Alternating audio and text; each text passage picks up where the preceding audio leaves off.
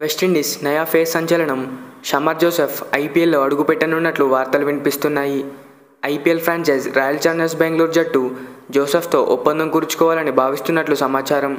IPL 2024 వేలంలో RCB సొంతం చేసుకున్న England star allrounder Tom Curran ప్రస్తుతం మోకాలి గాయంతో బాధపడుతున్నాడు.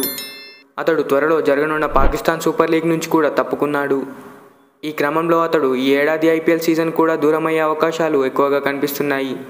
ఇటువంటి పరిస్థితుల్లో టామ్ కరన్ ప్లేస్లో జోసెఫ్ను తీసుకోవాలని ఆర్సీబీ సిద్ధమైనట్లు తెలుస్తోంది.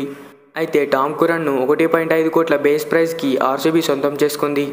ఇక ప్రతిష్టాత్మక గబ్బా స్టేడియంలో జోసెఫ్ సంచలన ప్రదర్శన కనబరిచాడు. రెండో ఇన్నింగ్స్లో 7 వికెట్లు పడగొట్టి విండీస్కు చారిత్రక విజయాన్ని అందించాడు. జోసెఫ్ బొటనవేలు గాయంతో బాధపడుతూనే ఆసీస్కు తమ సొంత గడ్డపై చుక్కలు చూపించాడు. తన ఆటతో ప్రదర్శనతో జోసెఫ్ ఓవర్నెట్ స్టార్గా మారిపోయాడు. ఈ క్రమంలోనే అతడికి ప్రపంచవ్యాప్తంగా లీగ్ క్రికెట్ ఫ్రాంచైజీల నుంచి ఆఫర్లు వస్తున్నాయి. Pakistan Super League franchise Peshawar Zalmi షమీర్తో ఒప్పందం కుదుర్చుకోగా ఇంటర్నేషనల్ టీ20 క్రికెట్ ఓ ఫ్రాంచైజ్ కూడా అతన్ని తమ జట్లోకి చేర్చుకుంది. కానీ బొటనవేలి గాయం కారణంగా ఇంటర్నేషనల్ టీ20 లీగ్కు షమర్ దూరమయ్యాడు.